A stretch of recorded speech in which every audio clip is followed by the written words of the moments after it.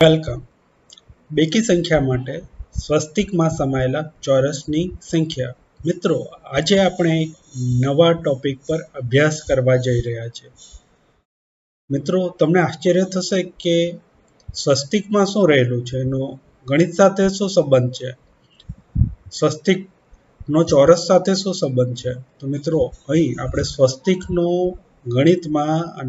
ગણિતમાં ચોરસ સાથે ખૂબ જ અગત્યનો સંબંધ છે. સ્વસ્તિક એ ચોક્કસ પ્રકારના સૂત્ર સાથે સંકળાયેલું છે અને એ શોધનાર ડૉક્ટર સુરેશ પરમાર રચિત અહીં આપણે વિડીયો જોવાનો છે. કઈ સ્વસ્તિક આપ્યા હોય છે મિત્રો, બેકી સંખ્યાના એટલે 2x2 ના હોઈ શકે, 4x4 ના હોઈ શકે, 8x8 ના હોઈ શકે, 10x10 ના સ્વસ્તિક હોઈ શકે. તો મિત્રો, આ પ્રમાણે એક સ્વસ્તિક હંમેશા રચાતો હોય છે અને સ્વસ્તિકની રચનાના કારણે અંદરનો પણ કેટલોક ભાગ જોવા મળતો હોય છે. એટલે 4 ખૂણાવાળો વર્ગ ધરાવતો સ્વસ્તિક પોતે પણ એક ચોરસ છે, એક વર્ગ છે અને એની રચનાના કારણે એક અદ્ભુત સૂત્ર ડૉક્ટર સુરેશભાઈ પરમાર વડે શોધવામાં આવ્યો છે. એનો આપણે અભ્યાસ કરવાનો છે અને આ પ્રમાણે જો સ્વસ્તિક પોતે કોઈ એક વર્ગ છે, પોતે એક ચોરસ છે અને એમાં જો કોઈ સ્વસ્તિકની રચના થાય છે તો તેમાં કેટલા ચોરસ હોઈ શકે તે આજે આપણે સૂત્રની મદદથી શોધતા શીખવાના છીએ. જો મિત્રો, તમે અમારી ચેનલ પર નવા છો તો અમારી ચેનલને સબસ્ક્રાઈબ કરી લેજો. ગણિતની, સ્ટેમની, વિજ્ઞાનની અને સંશોધનને લગતી નવી બાબતો જાણવા માટે અમારી ચેનલને સબસ્ક્રાઈબ કરશો. હવે આપણે ચોરસ કેટલા છે એ શોધવાના હોય તો એના માટે કેટલીક પૂર્વ શરતો આપેલી છે. તો પૂર્વ શરત આપણે અભ્યાસ કરી લઈએ. તો પૂર્વ શરત એ છે કે અહીં બાજુઓ આપેલી હોય છે 1, 2, 3, 4, 5, 6, 7, 8. દરેક સ્વસ્તિક એ ચોક્કસ પ્રકારની બાજુઓ ધરાવતી હોય છે. અહીં આપણે બેકી સંખ્યા લીધી છે એટલે બેકી સંખ્યા અવશ્ય હશે, પરંતુ મિત્રો 2, 4 અને 6 માટે પ્રસ્તુત સ્વસ્તિકમાં ફોર્મ્યુલા લાગુ કરી શકાતી નથી.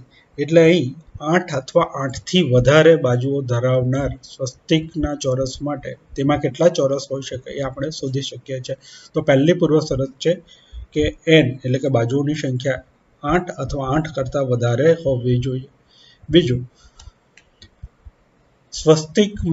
સ્વસ્તિકની જે રચના છે એ પણ બેકી સંખ્યામાં હશે અને સ્વસ્તિકમાં જેટલી બાજુઓ હશે એ પણ બેકી સંખ્યાની જ હશે. તો મિત્રો, અહીં આપણે સ્વસ્તિક જોઈ રહ્યા છે. ધારો કે અહીં 8 બાજુ 8નો આપણે સ્વસ્તિક જોયો છે. હવે અહીં આપણે બેકી સંખ્યા માટે સ્વસ્તિકમાં સમાયેલા ચોરસની સંખ્યા શોધવાના છીએ અને એની પૂર્વ શરત પણ આપણે જાણી લીધી છે. અને અગત્યનું જે પરિણામ ડૉક્ટર સુરેશ પરમાર વડે શોધવામાં આવ્યું છે કે આ સ્વસ્તિક 8x8નો સ્વસ્તિક છે. તો મિત્રો, આપણે ક્રમશઃ 1, 2, 3, 4, 5, 6, 7 એમ ગણવું પડશે અને અંતે આપણે કહી શકીશું ગણતરી બાદ કે સ્વસ્તિકમાં ચોક્કસ ચોરસ રહેલા છે. પરંતુ ડૉક્ટર સુરેશ પરમાર વડે અહીં ફોર્મ્યુલા આપવામાં આવી છે n² - 4 into bracket n divided by 2 minus 3 multiply by into bracket 9 divided by 2 minus 1 bracket over. મિત્રો, અહીં આપણે 8x8નો સ્વસ્તિક જોઈ રહ્યા છે.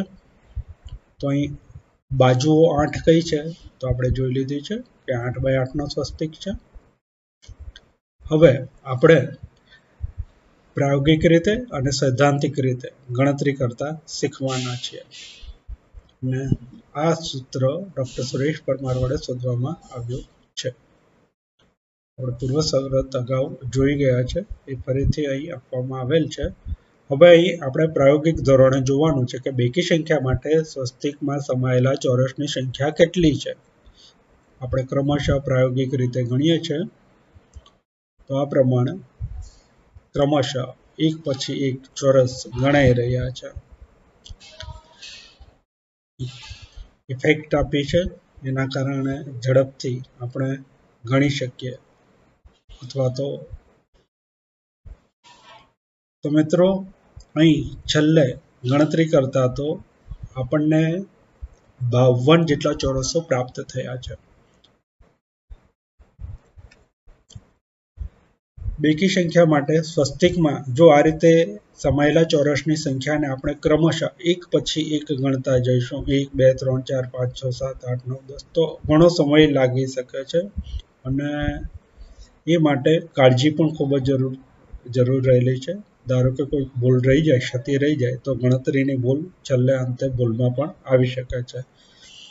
તો અહીં ફોર્મ્યુલાની મદદથી આપણે ઝડપથી શોધી શકીએ છીએ. અહીંયા n બરાબર 8 આપેલા છે, તો n square minus 4 divided by n by 2 minus 3 multiply by n divided by 2 minus 1.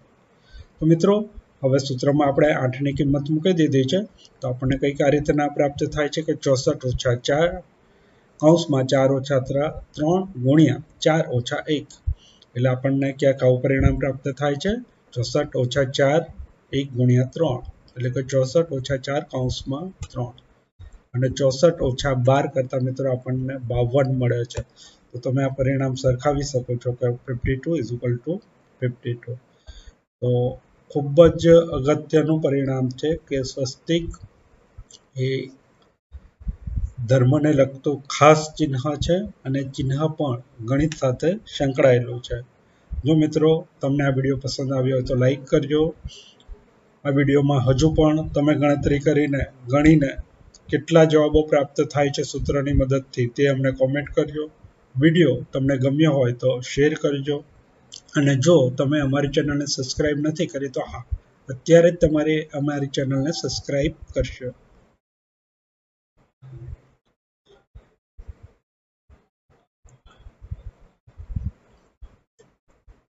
મિત્રો 8 માટે આપણે સૂત્રથી ગણતરી કરીને શોધી લીધું છે. હવે આપણે ઉદાહરણ નંબર 2 જોઈએ. n બરાબર 10 લઈએ અને જોઈએ કે શું પરિણામમાં પ્રાપ્ત થાય છે. તો સૂત્રમાં n બરાબર 10ની કિંમત મૂકીએ છીએ, તો કંઈક આપણને આ રીતના પરિણામ પ્રાપ્ત થાય છે 100 ઓછા 32, એટલે કે 68. તમે જો મિત્રો અહીં પણ 68 જવાબ પ્રાપ્ત થયો છે અને અહીં પણ 68 જવાબ સૂત્રની મદદથી પ્રાપ્ત થયો છે. જો આપણે પ્રાયોગિક રીતે ગણીશું તો આ રીતના આપણને 10/10 એટલે કે 100 ઓછા 32 કરીએ છીએ તો 68 જવાબ મળે છે. અને ડૉક્ટર શ્રી પરમાર વડે આ જે ફોર્મ્યુલા શોધવામાં આવી છે ખૂબ જ અદ્ભુત છે અને ખૂબ જ નવીન છે. અત્યાર સુધીમાં કોઈએ આ પ્રકારનું સંશોધન કર્યું નથી, તો આ સંશોધન ખૂબ જ ઉપયોગી બની રહેશે. હજુ આપણે બીજું એક ઉદાહરણ જોઈ લઈએ. આપણે 12/12ના સ્વસ્તિક માટે સૂત્રમાં 12ની કિંમત મૂકીને ચકાસીએ તો આપણને 144 ઓછા 60 એટલે કે 84 જવાબ મળે છે. તો અહીં પણ પ્રાયોગિક ગણતરી કરીએ છીએ તો 84 જવાબ મળે છે. સૂત્રની ગણતરી પરથી પણ 84 જવાબ મળે છે.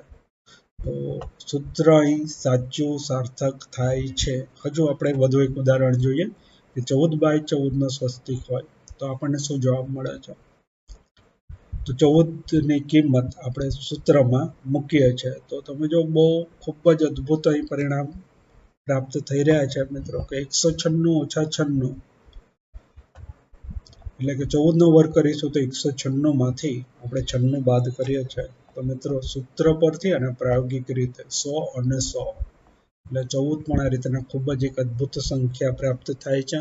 સ્વસ્તિક પોતે પણ એક અદ્ભુત વર્ગ છે અને સ્વસ્તિકની રચના કરતા તેમાં કેટલા ચોરસ રહેલા છે એ આપણે formula n² - 4 divided by n by 2 minus 3 multiply by n divided by 2 minus 1 સૂત્રની મદદથી શોધી શકીએ છીએ. તો મિત્રો આશા કરીએ છીએ કે આ વિડીયો આપણને ખૂબ જ ગમ્યો હશે. આપ લાઈક કરશો, કમેન્ટ કરશો, શેર કરશો અને અમારી ચેનલને સબસ્ક્રાઈબ કરશો.